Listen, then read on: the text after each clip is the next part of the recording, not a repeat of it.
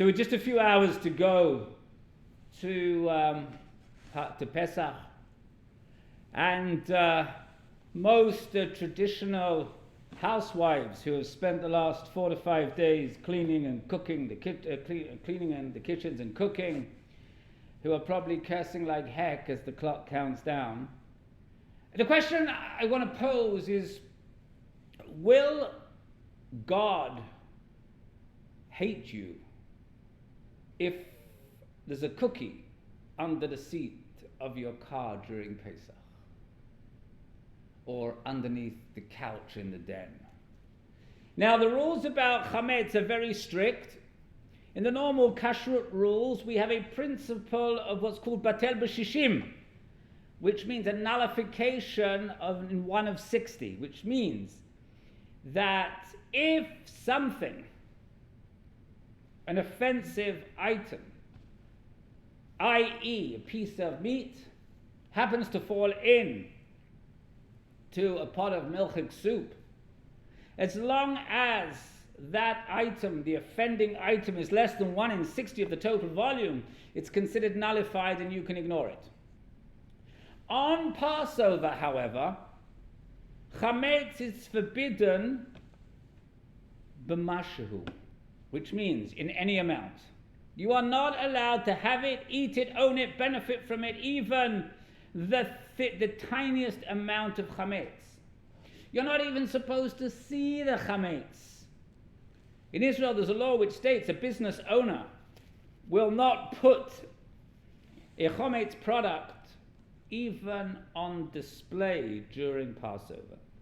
Non-kosher stores that sell chametz during Passover, they hide it. You have to know that they have it, and you have to ask for it if you want it. It's sort of like what you see in those famous Hollywood movies of the Prohibition era, when patrons would go in to a sort of a speakeasy and have to know the secret knock to be allowed entry. The general public doesn't see chametz in Israel during Pesach. Now, since the prohibition of chametz is so strict, and since it's forbidden in any quantity, some people go completely meshuggah, really toit meshuggah, nuts, preparing for Pesach, as if they believe that crumbs that are invisible to the naked eye could get them on God's wrong side. And to prove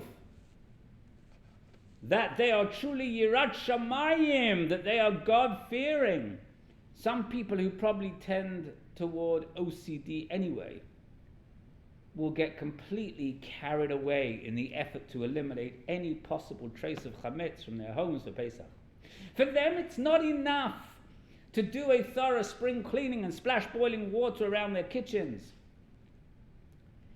There are people who not only kosher their counters by splashing boiling water on them, then they cover them with plastic, and then they put aluminum on top of that, and then they put shmatas on top of the aluminum, so as not to see any of the microscopic crumbs they might have missed. And some of the more extreme things that I've heard or read about people doing include vacuuming the curtains. I mean, Ribono Shel Olam, really. I'm not sure why people would do that. Airborne chametz particles attaching themselves to the curtains after someone laughs too hard while eating a cookie. I mean, give me a break, come on. Using little cocktail sticks, I don't know if you've heard this, but using little cocktail sticks to scrape unidentified ganj that might be chametz from small crevices. Dismantling the fan in the oven to check for stray chunks of pizza. Using a blowtorch on their oven because they are concerned that the combination of the oven cleaner and any of the wonderful chemical cleaners and the oven's own cleaning system on its higher setting or using its cycle isn't hot enough to really get rid of the chametz. Tying muslin over the faucets lest there be any chametz in the tap water. And one that I heard last week right here in Montreal was at a local car wash. I won't say which one, just in case you happen to use it. But I think you can work out which one when I tell you the story. A woman was standing at the car wash and she goes in and she says, I want to have a Passover cleaning for my car. And the man behind the counter said to her, yeah, okay, that takes a long time. We can do that for you. That's $200 for the special Passover car wash. Because it takes so much effort to get all the little crumbs out. And she stood there and said, $200. Just give me the regular one for $20.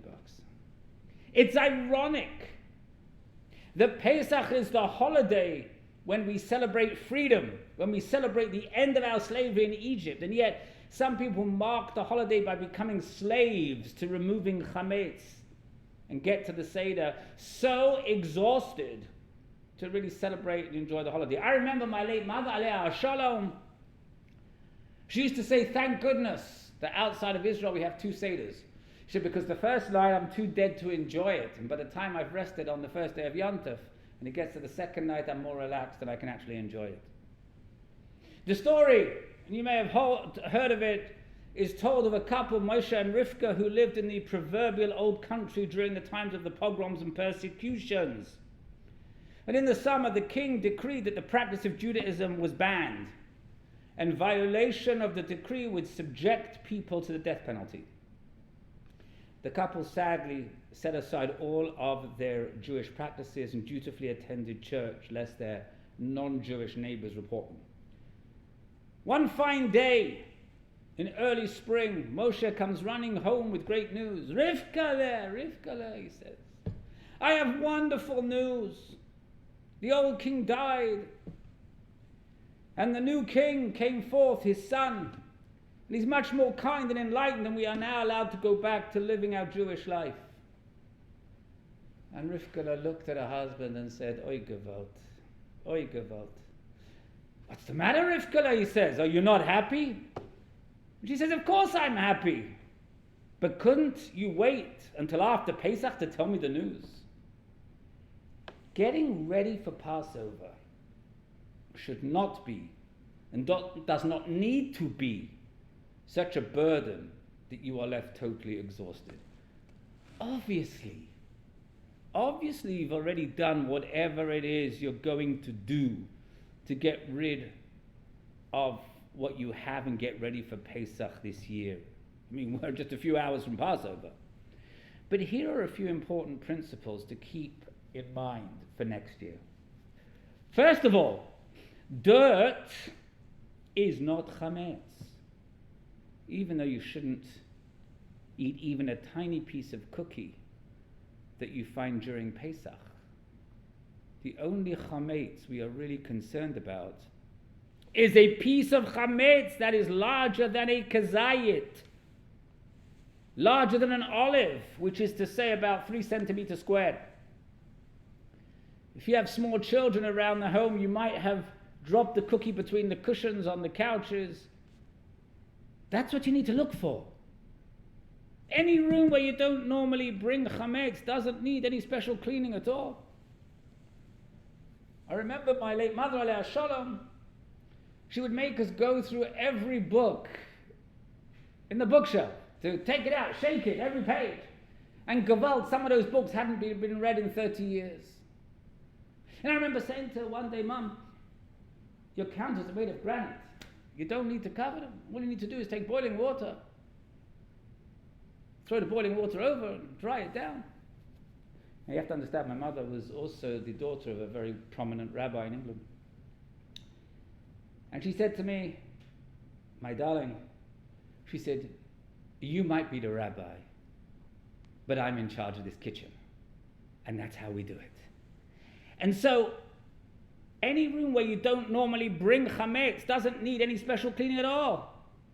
And when we do the b'dikat chametz, which we're going to do tonight, the b'dikat chametz is done, for those of you who don't know, is the sale of the chametz, which should have been done on Thursday night. But you can do a nullification even later if you haven't done it yet. That's what we are looking for. We are doing an inspection for microscopic chametz crumbs. We're making sure we didn't miss a cookie or a cracker somewhere. So if you didn't do your bedikat chametz, do it before the Seder. And the reason we don't have to be obsessed about finding every last crumb, even though chametz is forbidden in any amount on Pesach, is the ritual that you should have done yesterday, on Friday, of bitul chametz. The bracha we recite really does work. And if you haven't done it, again, say it before the Seder. At the end of the bedikat chametz, when we burn our chametz on Friday, we say, "Oh chametz in my possession, kol chamira v'chamia de'ika b'shusi." Whether I've seen it or not, whether I've removed it or not, is hereby nullified and ownerless. Ka'afar ha'aretz is the dust of the earth. And saying that blessing, what that does is it frees us from worrying about the tiny crumbs that we may have missed, or the stray chunk of pizza that might have somehow gotten into the fan of the oven, which you've spent so many hours taking apart. Tiny crumbs are dirt. They're not chametz. And even if they are chametz, it's no longer ours to worry about. Rabbi David Hartman, Zechet Tzaddik Livracha, who was founder of the Shalom Hartman Institute in Jerusalem, who was also the rabbi, as you well know, most of you well know, of Congregation Tiferet Bet David Jerusalem here in Montreal in the 1960s. He said that he can get ready for Pesach in half an hour. Of course, he didn't say how long it takes his wife to prepare for Pesach. But even if it does take more than a half an hour, there's no reason preparing the house to be kosher for Pesach should take more than half a day at the most. And most of that half a day is going to be in the kitchen. There is a Jewish saying, Hamachmir tavo alav bracha. Someone who is stringent brings a blessing on himself. So if you want to be stringent, and if you want to use the coming of Pesach as an excuse to do some serious spring cleaning, that's fine. But just keep in mind that you're choosing to be strict with yourself over and above what halakha calls for. And I want to tell you a story. There was a Rav in New York who was very, very well known. His name, unfortunately, he was nifty, he was passed away, Rabbi Blumenkrantz. And in his earlier years, he wrote a sefer on the laws of, a book on the laws of Pesach. And this book went for about 30 pages. Very concise, very well organized. And then he passed away. And his students and those who read his book on Pesach decided that they would expand on what their rabbi was trying to say. The last edition had close to 300 pages in it. Well, don't you think that if Rabbi Blumenkrantz wanted to say more, he would have written it originally in greater detail? So if you want to be strict with yourself over and above what halakha calls for. And if you find yourself exhausted or running out of time, don't worry about it. Relax. Pay attention when you say the bracha of bitul chametz, which you should have said on Friday, and enjoy your holiday. And so to answer the question I posed at the start of this little dvar, no. God will not hate you if there's a cookie under the seat of your car during Pesach. And you know why? Because if you said the blessings correctly, it's not your cookie. Because you've declared it ownerless. Shabbat Shalom and Chag Kasher V'Sameach.